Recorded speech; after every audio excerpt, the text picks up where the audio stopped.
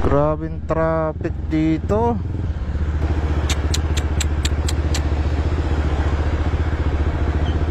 Grabing traffic dito mga negs sa Abanico Road. So Lunes ngayon mga negs, inagaan ko na rin yung alis sa bahay. Kasi nga 'di ba sarado yung bahagi ng San Pedro Road. So ayan, dito tayo dumaan sa Abanico. Pero what the? Kasi kung galing ka ng South Road ng Puerto Princesa, galing ka ng Santa Monica, Tiniguan, Siksikan, Irawan. So ang daan mo is dito sa Abanico. Kaso lang ganto ka traffic. Kung galing ka naman ng North Road, so diretso ka ng San Pedro, tapos divert ka sa Pinira Road.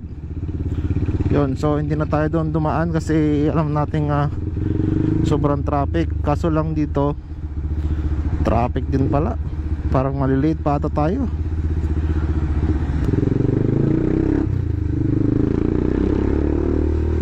Grabe oh.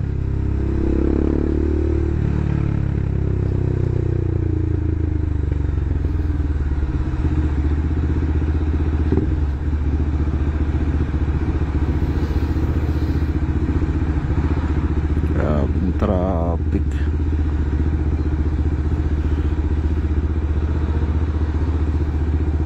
Sarap na lang lumipad.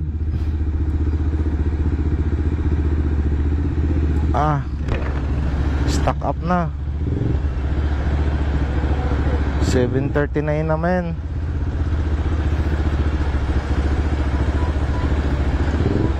So ito yung epekto mga next ng pagsara sa bahagi ng San Pedro Road. Kasi nga maglalagay sila ng mga culvert. So drainage yun. Yan, particular dito sa harapan ng McDonald's.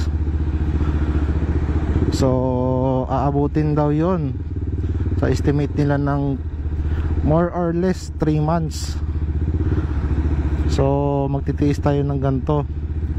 Kaya sa may mga trabaho dyan, agahan nyo na yung gising at pag-alis sa inyong mga bahay. Lalo na sa mga commuters. Napakahirap to sa mga commuters.